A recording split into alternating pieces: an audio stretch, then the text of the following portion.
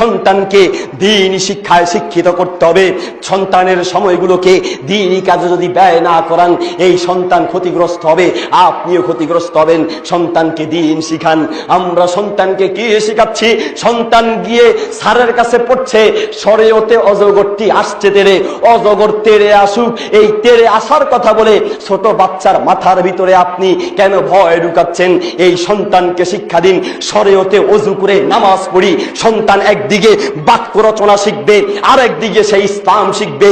একদিকে বাক্য রচনা শিখবে, আরেকদিকে জানবে যে নামাজ পড়লে অজু করতে হয়, অজু ছাড়া নামাজ পড়া যায় না। বলতে চাচ্ছিলাম, আপনার সন্তান বলছে শরিয়াতে আমটি আমি খাবো পেরে, কার গাছের আম খেতে যাবে, খেতে গিয়ে মার খাবে, গাছ থেকে পড়ে পা ভাঙবে, আম খাওয়ার দরকার নাই। সন্তানকে শিক্ষা দিন শরিয়াতে আল্লাহর হুকুম মেনে চলি। আপনার সন্তান বলছে রসইতে ইঁদুর ছানা ভয়ে মরে, ইঁদুর মরুক আর বাসুক, না হয় হা করে থাকুক, এতে আপনার সন্তানের কোনো দরকার নাই। সন্তানকে শিক্ষা দিন রসইতে ইসলাম ধর্ম মেনে চলে, ঠিক কিনা? মুসলিম জাতি, আপনার সন্তান অঙ্ক শিখছে, স্যার তাকে অঙ্ক শিখাতে গিয়ে সুদের বীজ ঢেলে দিচ্ছে। আপনার সন্তান অঙ্ক শিখতে গিয়ে শিখছে 100 টাকায় যদি 2 টাকা সুদ আসে, 10 লক্ষ টাকায় কত টাকা সুদ আসবে? স্যার যদি এই কথা বলে দেন যে সুদ খাওয়া হারাম, তাহলে ভালো কথা, স্যার বেঁচে যাবেন। আর না হয় ছেলেকে যদি সুদের শিক্ষা দেন, কিয়ামতের মাঠে সন্তান যেমন সন্তানকেই শিক্ষা দেওয়ার কারণে আপনি স্যার, আপনাকে জাহান্নামে যাওয়া লাগতে পারে। বলতে যাচ্ছি, আপনার সন্তানকে এই ভাগ শিখাবেন, ভালো কথা, তবে সুদ দিয়ে নয়। সুদ মুসলমানরা সাপোর্ট করতে পারে না। মুসলমানের বাচ্চা তো এমন হওয়া দরকার, সুদ দেখলেই তার চোখ লাল হয়ে যাবে।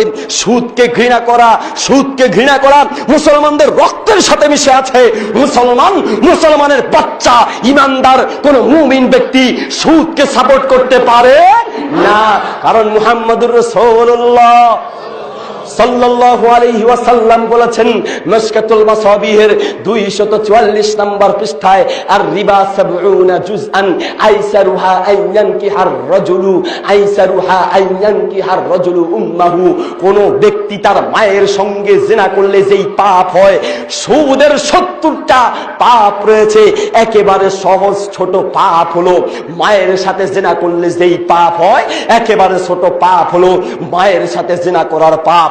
আল্লাহর রাসূল সাল্লাল্লাহু আলাইহি ওয়াসাল্লাম মিশকাতুল মাসাবিহের 244 নম্বর পৃষ্ঠায় বলছেন, দিরহামু রিবান ইয়াকুলুহুর রাজুলু ওয়া হুয়া ইয়ালামু আসাদ্দু মিন 36 জিনিয়াতান।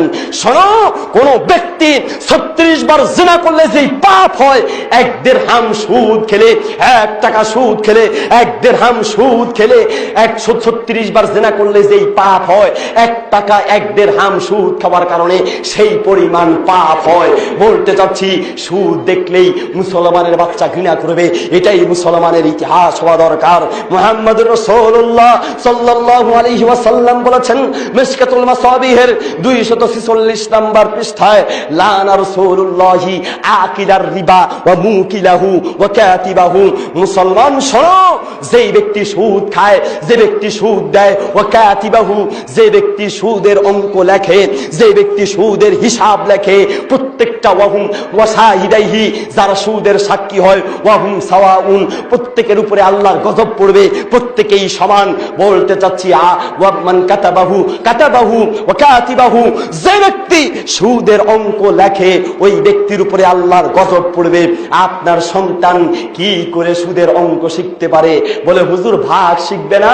হ্যাঁ শিখবে, ইসলামী পদ্ধতিতে ভাগ শিখান।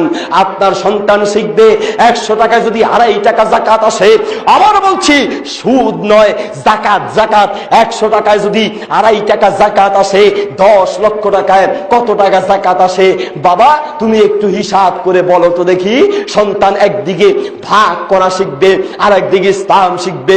আবার বলছি, সন্তান একদিকে ভাগ করা শিখবে, আর একদিকে ইসলাম শিখবে।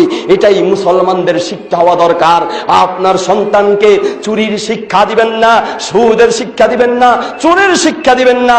সন্তান শিখছে, আপনার স্যার সন্তানকে অঙ্ক করাচ্ছে কি, 10 লিটার দুধের মধ্যে 10 লিটার দুধের মধ্যে যদি 2 লিটার পানি মিক্স করা হয় তাহলে মোট কয় লিটার দুধ হয়। আবার বলছি, আপনার সন্তান শিখছে 10 লিটার দুধের মধ্যে যদি 2 লিটার পানি মিক্স হয় তাহলে মোট কত লিটার দুধ হয়, কত টাকা লাভ হয়। সন্তান ছোটবেলাতেই দুধের সাথে পানি মিশানো শিখল। দুধের সাথে পানি মিশানো এটা একটা প্রকাশ্য, এটা একটা অপ্রকাশ্য গুপ্ত চুরি, ঠিক কিনা? এই সন্তান এক সময় চুরি শিখতে শিখতে বড় হয়ে চিন্তা করবে 10 টাকা আমার কাছে আছে, এরপরে 10 টাকা যদি বাপের পকেট থেকে নেওয়া যায় 20 টাকা হবে। 20 টাকা হলে পরে